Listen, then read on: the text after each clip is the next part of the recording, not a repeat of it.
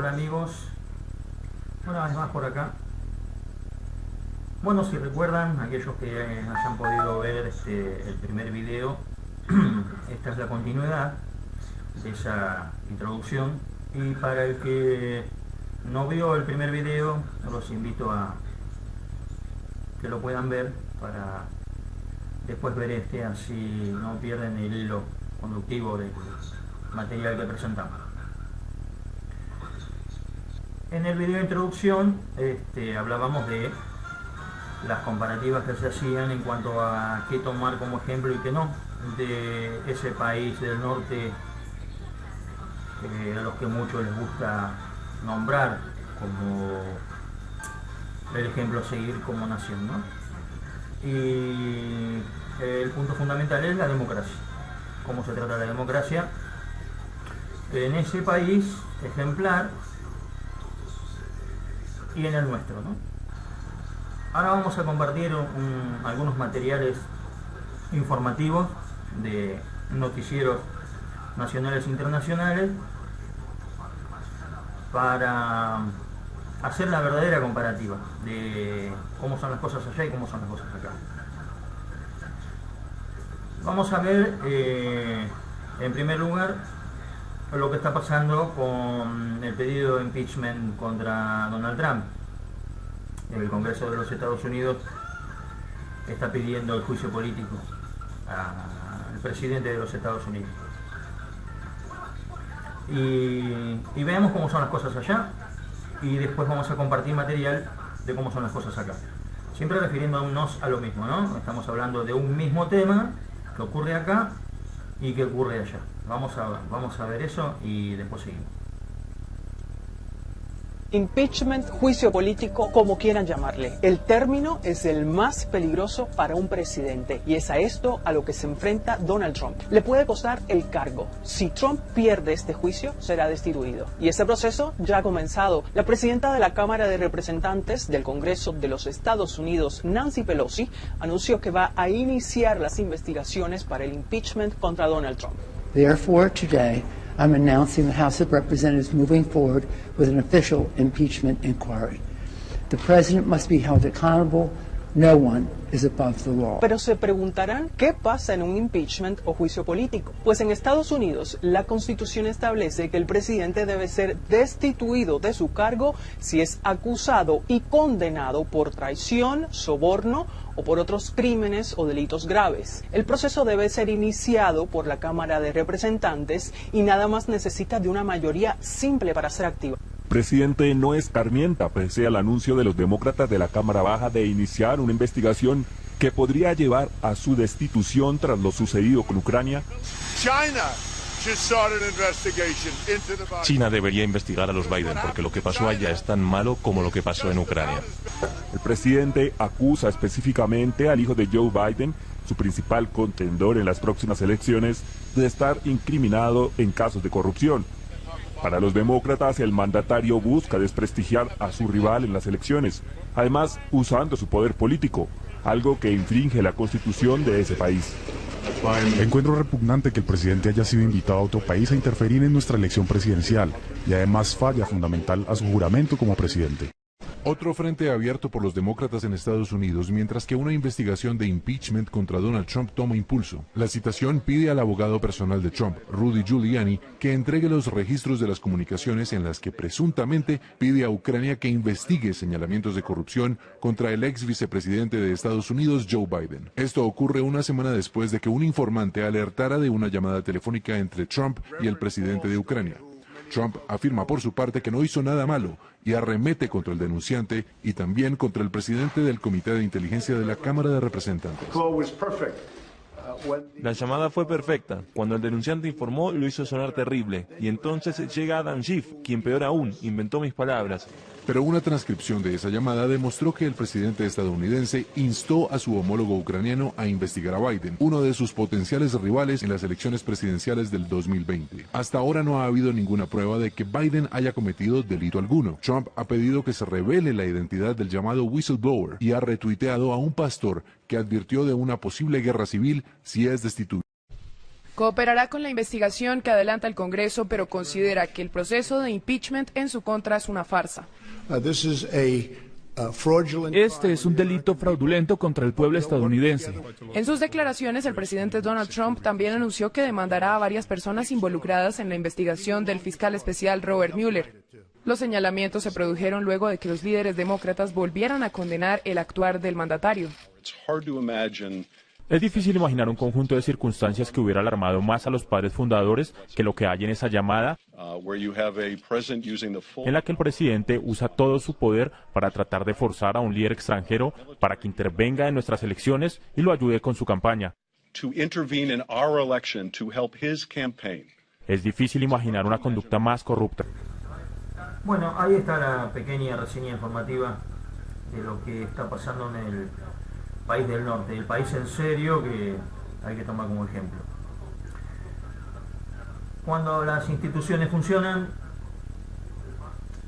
en este caso en los Estados Unidos, el Congreso de ese país le está diciendo a la ciudadanía que ningún ciudadano está por encima de la ley. Y el hombre más poderoso del planeta se enfrenta a un juicio político. ¿Cómo lo ves? ¿Es algo bueno para adoptar o no? Lamentablemente es una de las cosas buenas que acá no se adopta. Y vamos a mostrar la contraparte de la reseña de lo que ocurrió acá y de lo que aún hoy sigue ocurriendo en este caso, porque a Mauricio Macri también se le pidieron juicios políticos, no uno, hay pedido de juicio político para ser dulce, porque ha infringido leyes, ha violado la Constitución a diestra y siniestra, como muchos de ustedes saben. Vamos a ver la reseña de acá y seguimos hablando. La denuncia que hemos presentado y que va enderezada contra el presidente de la Nación, jefe de gabinete de ministros y ministros del área económica, Procuración del Tesoro de la Nación también, y eventualmente contra los legisladores, senadores o diputados que presten conformidad a estas negociaciones espurias, es una denuncia penal por el delito de traición a la patria, en el sentido de someternos a un poder extranjero, en este caso al capitalismo financiero encabezado por esta podredumbre que son los fondos buitres. El otro delito reprochado es el de administración fraudulenta en concurso con la violación de los deberes de funcionario público. Ese día habremos de explicitar ante los diputados de la Nación cuál es el sentido de este pedido de juicio político, cuál es su necesidad, conveniencia, oportunidad, porque me parece que particularmente a partir de dos circunstancias económicas, una el acuerdo con el Fondo Monetario Internacional, que nunca fue presentado ante el Congreso de la Nación para que apruebe o deseche previo a que entre en ejecutoria, que es lo que establece el texto de la Constitución Nacional claramente. Y el otro aspecto es, bueno, este malhadado presupuesto que ha presentado el Gobierno de la Nación, que es la forma solapada en la que se pretende que se apruebe el acuerdo con el Fondo Monetario Internacional, porque al incluirse allí la amortización de intereses y servicios de este nuevo endeudamiento argentino, pues entonces estaría la validez constitucional, entre comillas, del acuerdo que pretende llevarse adelante con el Fondo Monetario Internacional. Los que entendemos que este gobierno ha fracasado ineludiblemente en su plan económico y que ha provocado un derrumbe institucional que es tan gravoso como el fracaso del plan económico, debemos oponernos a la profundización de eso, porque en la medida en que hubiera una aprobación del presupuesto, estaríamos dándole validez, entre comillas, al acuerdo con el Fondo Monetario Internacional. Ellos están golpeando al pueblo, golpeando a la institucionalidad, llevando a una situación de excepcionalidad.